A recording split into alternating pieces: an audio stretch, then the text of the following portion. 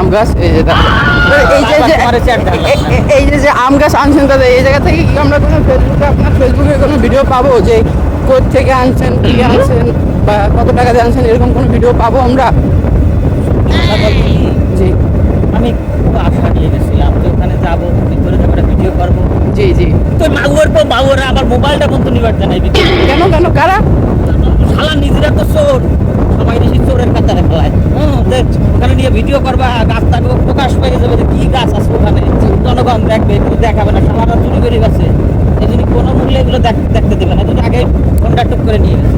তো আপনি লোকেশনটা বলেন কোথা থেকে আনছেন, যে এইগুলো বললে। লোকেশন ভাইয়া আমি তো বলছি, লোকেশন আমি বলতে পারবো না, এটা পোস্টাতে নিষেধ আছে।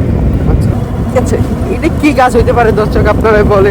সে এই গাছ থেকে সে কি এমন পাবে, আমি বুঝলাম না। সে এটা কি গাছ কিনছে, কেউ যদি জানেন এটা কি গাছ অবশ্যই কমেন্টে বলবেন। লম্বা ছোট দেখলেও বারবার কাটা লাগে, এটা বুঝতে হবে। এটা ছোট দেখলে গাছে ফল ঠিকই বড় করে। এই গাছ থেকে কি পাইতে পারি? আইরে গাছ, আইরে মানুষ।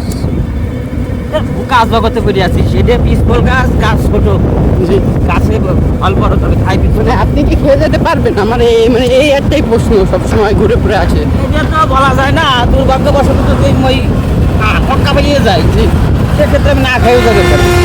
Hold out.